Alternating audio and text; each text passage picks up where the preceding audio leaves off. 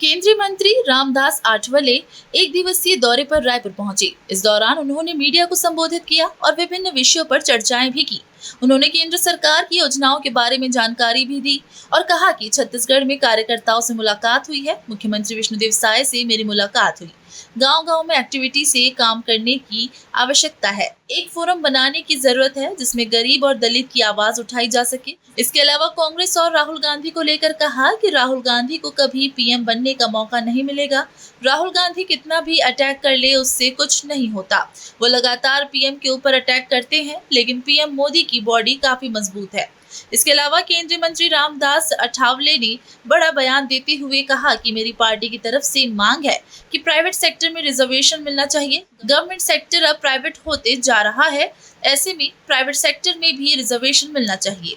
वहीं बस्तर में लगातार जंगलों की कटाई को लेकर आठवले ने कहा कि अगर जंगल में कोई कटाई कर रहा है तो उसकी पिटाई करनी पड़ेगी। अवैध जंगल कटाई को लेकर पीएम मोदी से बात करेंगे और अवैध कटाई नहीं होनी चाहिए। नहीं, एजेंडा हमारा ये है कि छत्तीसगढ़ का विकास करना है, रायपुर का विकास करना है, गांव-गांव के लोगों को सोशल जस्टिस के साथ साथ आर्थिक जस्टिस देना है, एजुकेशन न्याय देना है।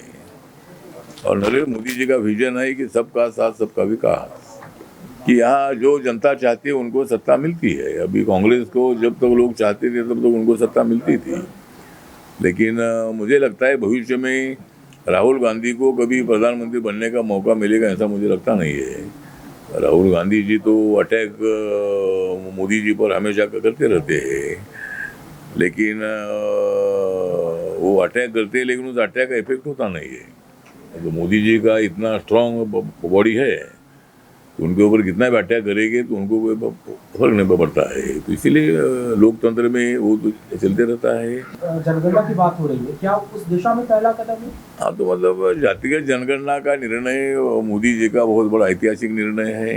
कांग्रेस के कार्यकाल में कभी ऐसा नहीं हुआ था और मैंने बहुत बार मांग किया था कि भाई जब ओबीसी का सेंसस होना चाहिए, मांग ज़्यादा होती रही, लेकिन बाकी के लोगों की मांग इतनी ज़्यादा नहीं होती रही थी।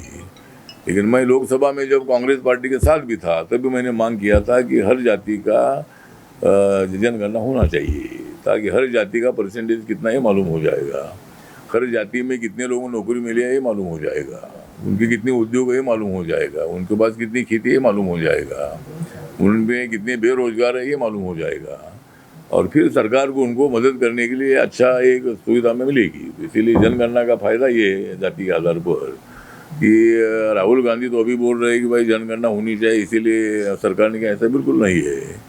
सरकार के मन में था एक दिन एक निर्णय एक साथ नहीं होता है, एक टप्पे से निर्णय होता है।